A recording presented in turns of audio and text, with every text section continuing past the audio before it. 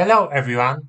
In today's video I will walk you through the physical setup on the breadboard and the functionality of our ESP8266 based project.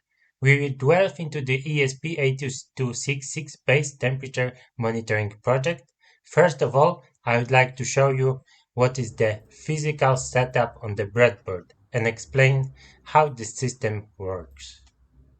I'm utilizing the ESP8266, a low-cost Wi-Fi microchip with microcontroller capability in the ESP01 module, which I have connected to the temperature sensor, the DS18B20. There's also a resistor required based on the sensor documentation.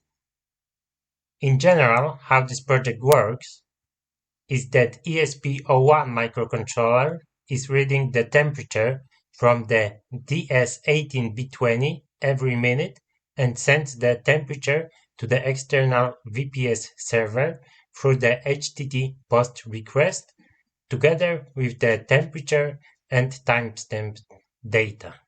And then the temperature is being updated on the website. Current time is being taken from the NTP server.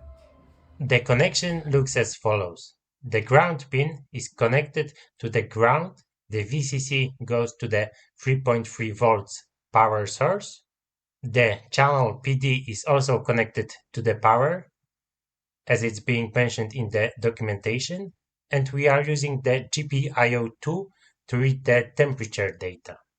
Looking at the sensor side, there's a power connection, ground, and this is the actual temperature output. Based on the pinout of the ESP01 Wi-Fi module, we can check the channel DP, which is also named channel enable, should stay active.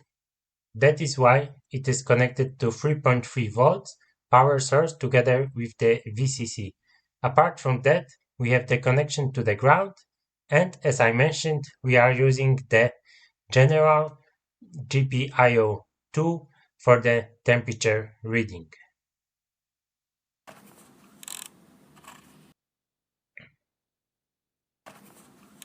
That is how it looks. And for our sensor component, we require the resistor 4.7 kilo ohm in order to work properly in our system. We are sending the data through the one-wire interface to our ESP01 module. This is the general setup of our project. As I mentioned, the power line here is 3.3 volts, and here is the ground connection. In the next video, we'll dive into the programming, the ESP8266 microcontroller. Stay tuned for that. We have covered the physical setup on the breadboard, understanding the connections and the functionality of our system. If you found this video helpful or have any questions, feel free to leave a comment below. Your feedback is valuable to me. Thank you for watching, and I will see you in the next one.